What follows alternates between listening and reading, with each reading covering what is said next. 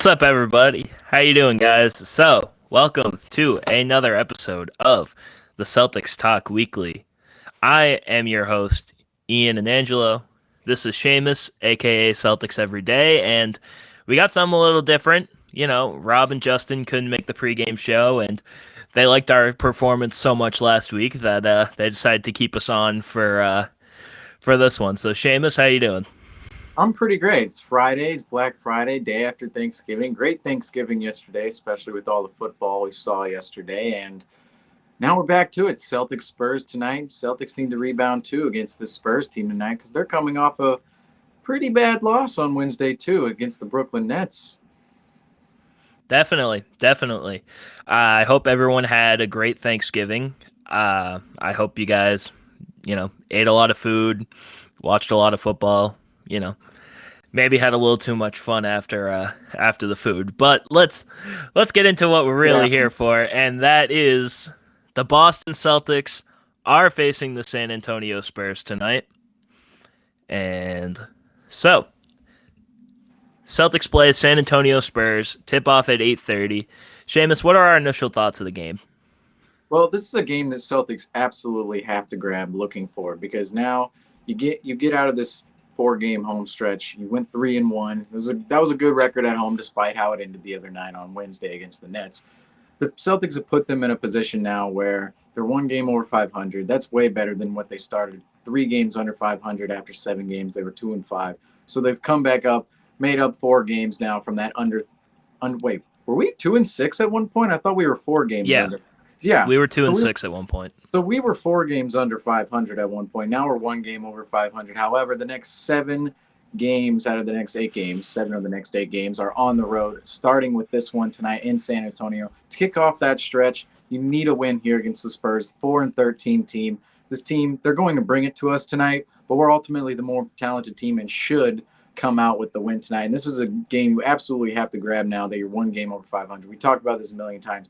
Celtics cannot keep teetering around 500. They have to build themselves some space, especially in this year's Eastern Conference. And tonight, they're coming in 1 game over 500. You want to see them continue to build on what they've already built this season. For sure. And I think this is going to be a really important night for the Celtics. They got their teeth kicked in by the Brooklyn Nets on Wednesday.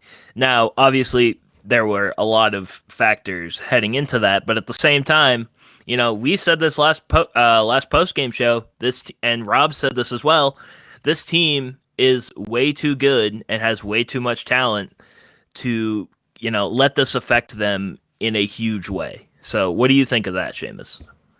Well, I think moving forward, this is, like I said the other night, that Nets game, put it behind them and don't even take anything from that game because the Nets, they're turning up right now. They don't have their full roster. The Celtics didn't have their full roster the other night. Both of them didn't have their full rosters the other night. Celtics, again, don't have their full roster tonight. No Rob Williams, no Josh Richardson again tonight. That's going to be a huge blow to the team again. But that other game the other night against the Nets, you have 3 more games against the Nets. You're still only a couple of games out of that, 1 through 4 range, which I would say is the strongest teams in the Eastern Conference, the Bulls, the Heat, the Nets, and the Wizards right now.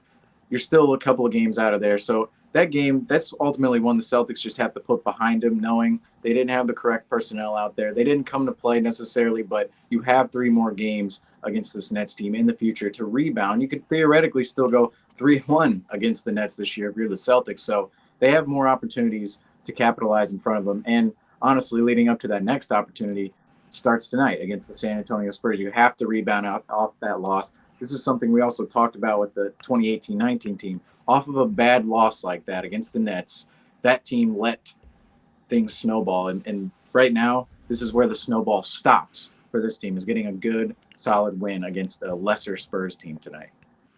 Definitely. And like you said before, we were talking about the injury report. Jaylen Brown is active tonight, but Josh Richardson and Robert Williams both out with a non-COVID related illness. We had some back and forth a little bit about Jaylen Brown last game, and we were talking how he looked like he was limping a lot. He was, he didn't look comfortable out there for the entire night. So, in your opinion, do you think we should be playing Jaylen Brown tonight, even if it's against the Spurs? I mean, I really don't feel comfortable with him out there right now. Just knowing the situation that's at hand, knowing that we have 60 plus more games left in the season, I can't imagine a world in which Jaylen Brown, he's limping on the hamstring. He doesn't look 100% healthy, although he keeps saying he is.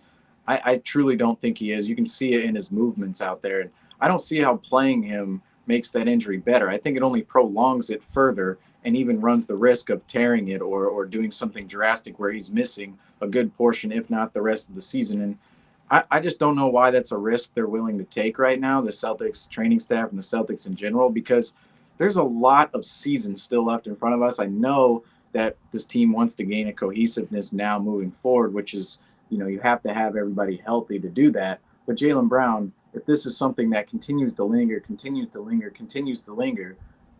he's not going to be 100% in the moment we need him, which is going to be the playoffs. I want to see everybody healthy by the playoffs. And right now, we have two guys out with illnesses. They're missing their second or third game now with an illness. That's kind of a weird situation that's developing. And now Jaylen Brown with his hamstring. Like, we just want to gain health. And I don't know if pushing guys at game number 20 is necessarily going to do that.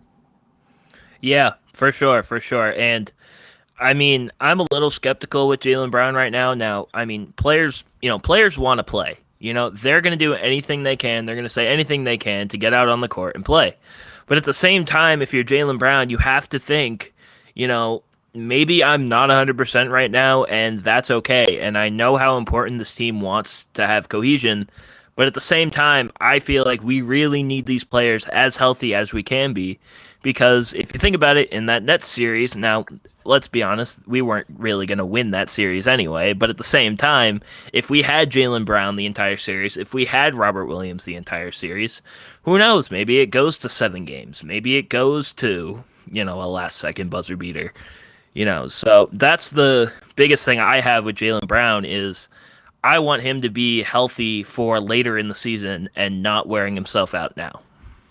Yeah, and I feel the same way. And like you just said, I mean, we weren't in that series at all last year, but this year I feel like we do have a more competitive team, and I want to see this team healthy consistently because teams, you've seen it in the past. The best Celtics teams, I posted those records at Thanksgiving. The trend with the best teams is they were healthy at Thanksgiving, barring the whole Gordon Hayward situation. I mean, technically he wasn't really, at the end, he wasn't really a part of that team. He only played 6 minutes, and then it had to be, it was a whole new complexity. That entire team, Tatum had to step up, Brown had to step up, I8.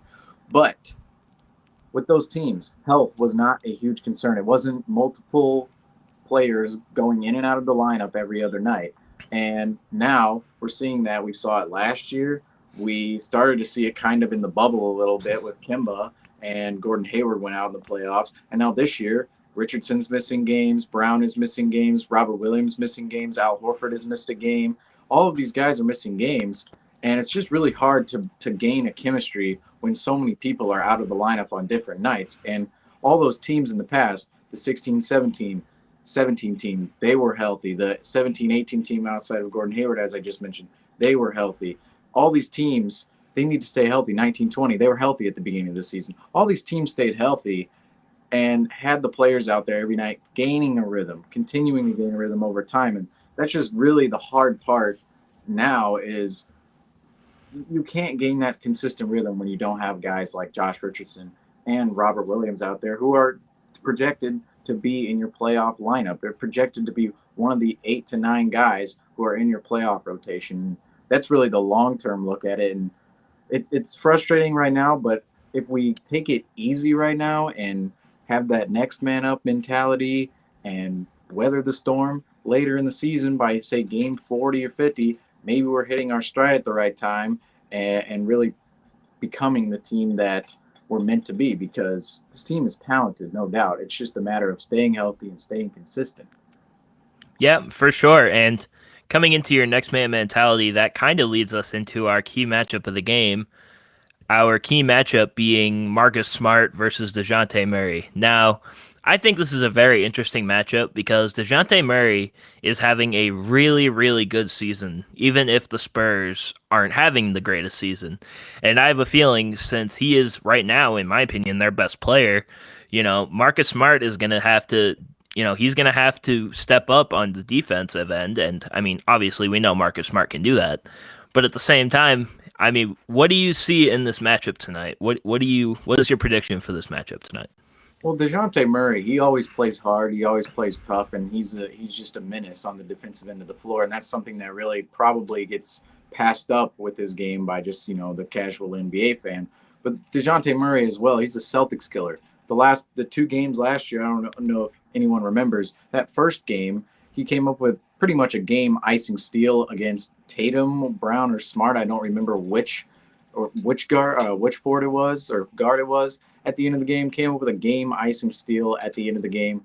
And then Tatum's 60-point game. DeJounte Murray had quite the night that night himself with 24 points. And that was overshadowed, obviously, because of the Celtics' 32-point comeback. But DeJounte Murray, he brings it every night, and he brings it defensively, too. And he's a better playmaker as well than some people may think. And that's where this matchup, it's not so much going to be Murray on Smart tonight, but rather those 2 guys being the primary defenders on whomever tonight. Because this is kind of a weird matchup in which the Spurs pieces, they're a veteran young team, but they don't really mesh together whatsoever. It's going to be one of those Rockets situations, but different because they're probably better coached with Greg Popovich versus this Celtics team who's missing a couple pieces as well. And I would imagine the Celtics kind of experiment too after what we saw the other night against Brooklyn. Definitely, yeah. And I think the biggest thing, at least to this matchup, I'm not 100% sure how many times we're going to see a Marcus Smart DeJounte Murray matchup. Although I have a feeling they'll start out on the game. They'll start the game on each other, I have to assume. But over time, I feel like, DeJounte Murray, he might start guarding guys like Tatum and Brown, and Smart might start guarding. I mean, the only differences with the Spurs team is that they don't have a guy like DeMar DeRozan. They don't have a Kawhi Leonard. They don't, at least in my opinion, they don't have a superstar kind of, well, quote unquote superstar that you can, hand the ball off to and say, here you go carry us for the offense. Not a Thad Young fan? Thad Young? Thad not Young. A star? Not a star? I don't know if I would say Thad Young is a star, but against the Celtics. But against the Celtics, he's, an all-time great, and he's a legend against the Celtics anyway, so maybe I'm underestimating Thad Young's potential here.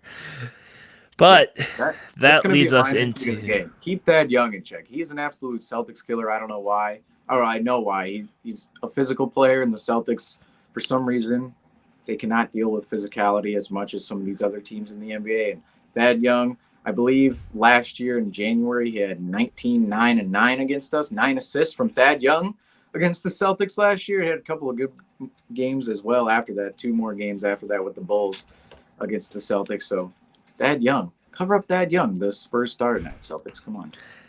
All right. Well, you kind of jumped the gun on our next segment here, Seamus, but that's not my key. Our next, I know, but our next segment is the key to the game.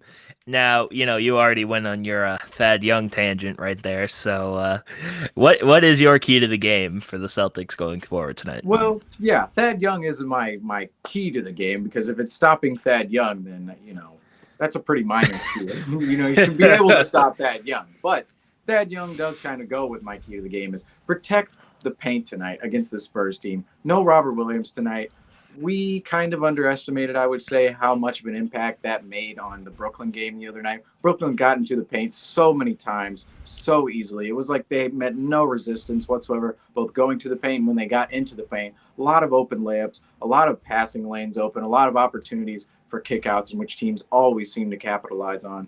The Spurs tonight, they're not a huge playmaking team, which, that doesn't their ball handlers don't worry me that much, although Murray and Derek White, they've been known to have their frisky times in games.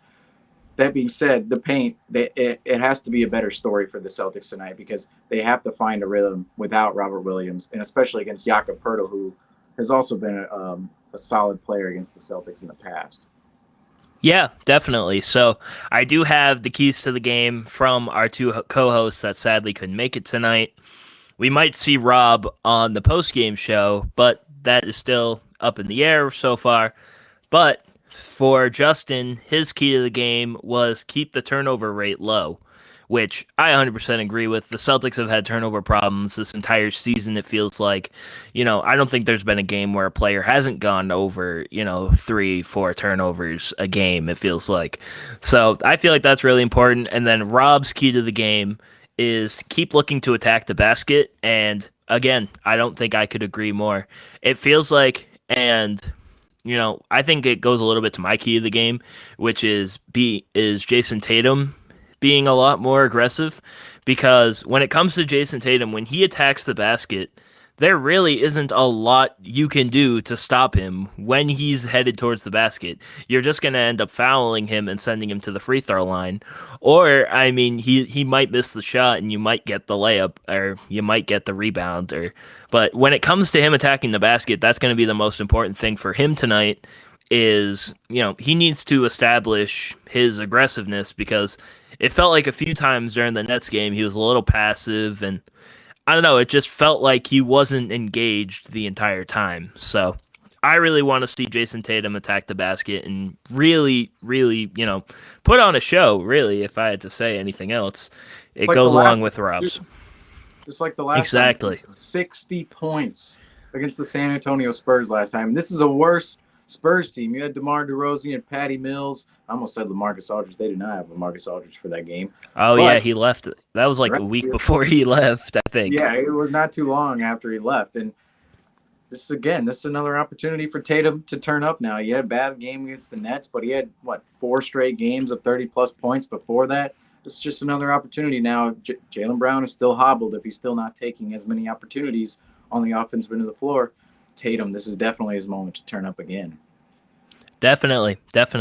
So let's get into the over-unders here. And I don't have a lot prepared for the over-unders, but I do have a couple of things that I want to say that you might be a good over-under tonight. So we were talking about our key matchup to the game was Marcus Smart versus DeJounte Murray, and going along with Marcus Smart, my over-under for him was over-under 5 assists.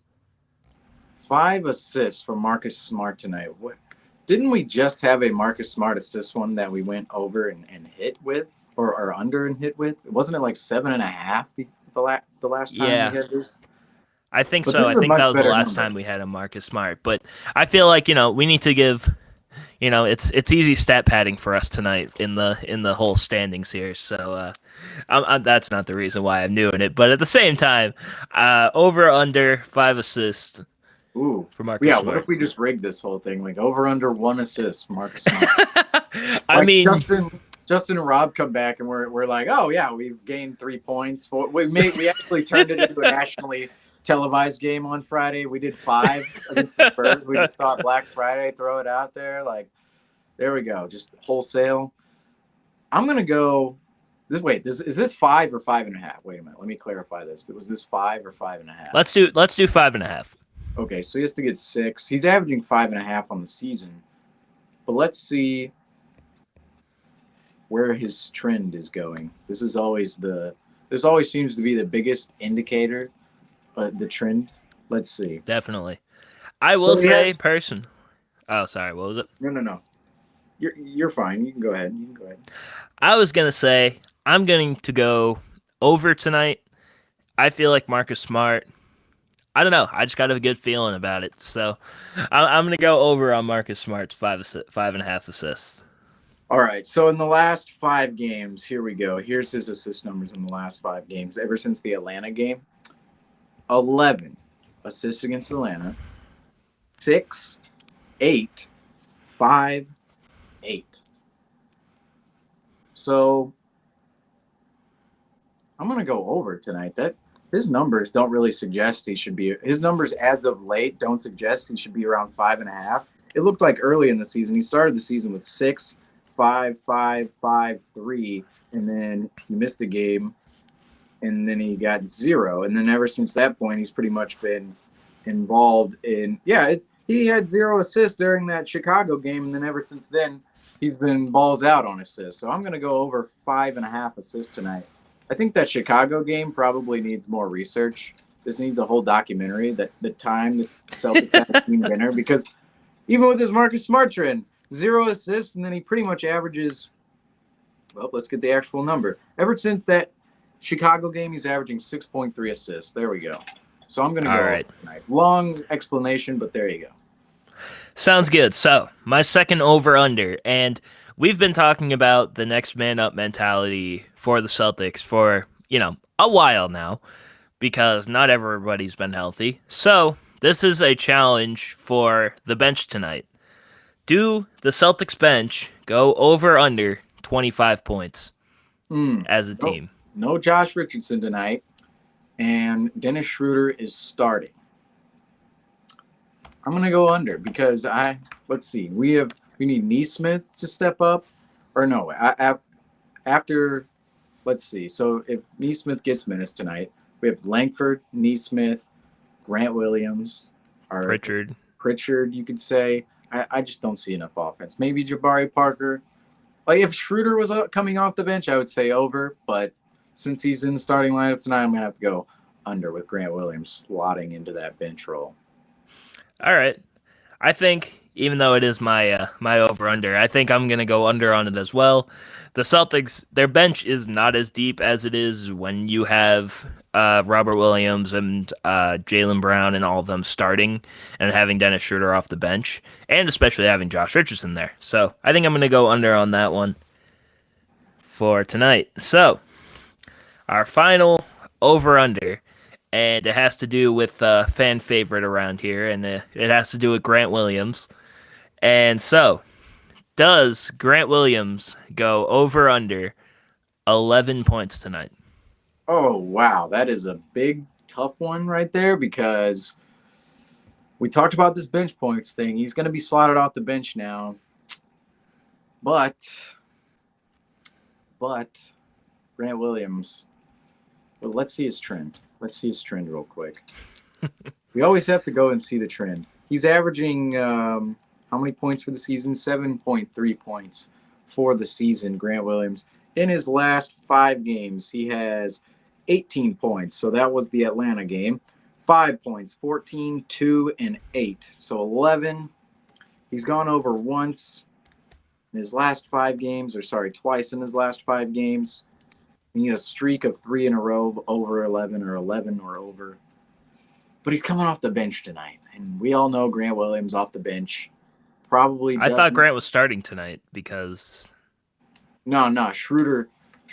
So let's go through the starting lineup. Marcus Smart, Dennis Schroeder, Jaylen Brown, Jason Tatum, Al Horford. They put in Schroeder. Oh, okay. They did the double guard, the double point guard lineup. So I'm going to have to go under for Grant Williams tonight because he's coming off the bench.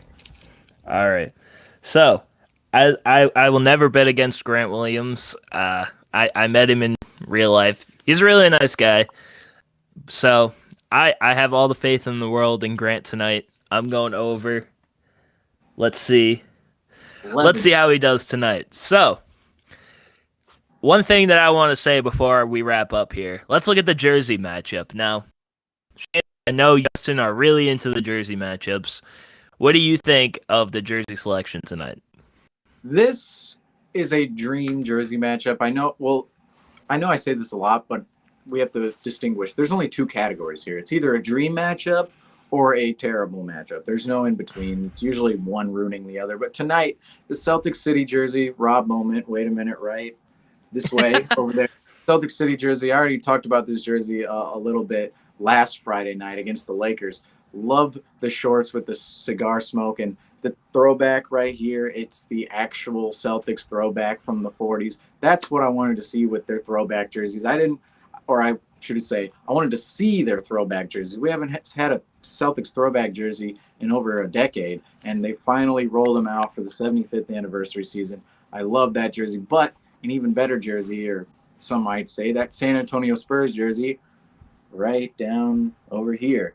This San Antonio colorway, bring it back, please. I don't think if you're trying to grow the brand in this day and age with this society of bright colors and everybody is on social media all the time and they're swiping constantly and on to the next.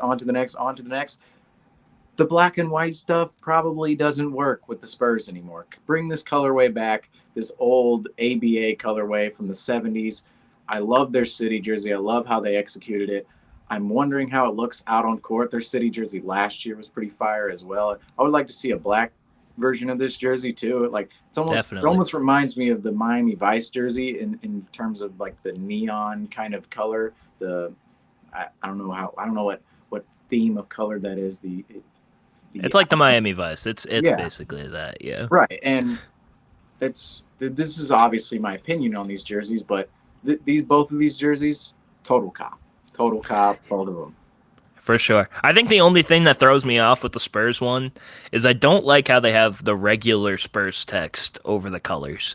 I Yeah. wish they did something like maybe like cursive or something like cursive like Spurs or like San Antonio or something like that. That's just my opinion. That's what I originally thought of when I saw these jerseys. But they're still fire. Celtics jerseys are still fire. So we are about, let's see here. We're about a minute away from tip-off. It is 8:29 right now, and the Celtics and the Spurs start at 8:30 tonight. Seamus, any final thoughts before we wrap up? Well, win. This is a very winnable game. If we lose this game, we're going to be coming back here and probably ranting for the rest of the night because this is a potential snowball game right here. If the Celtics lose this game in horrible fashion, in which I can't imagine it would be any other fashion if they lost this game against a 4-13 team. If they lose this game, that's going to eventually bring the snowball effect into things. So cannot lose this game tonight. It's a not must win, but it's a game you kind of have to win. You should win right now for the Celtics. So just win tonight in San Antonio on the road. Definitely. This is a big game for the Celtics. We have to see how they bounce back. Now, they bounced back really well against the Chicago Bulls game. Let's see what they can do after they got their butts kicked against the best team in the East. Let's see how they bounce back from a pretty humiliating loss, in my opinion. They played hard in the end. Let's see them play hard throughout the entire game tonight. Now, thank you everyone for watching. I'm going to pull out my Rob moment here and follow us on social media at the Celtics Talk Weekly on Instagram and TikTok, Celtics_weekly on Twitter. You can find the Celtics Talk Weekly podcast on Apple Podcasts and Spotify. Thank you everyone for watching. Let's see. That's Seamus. I'm Ian. Shout out to Rob and Justin who couldn't be here for the pregame show tonight. And let's go Celtics.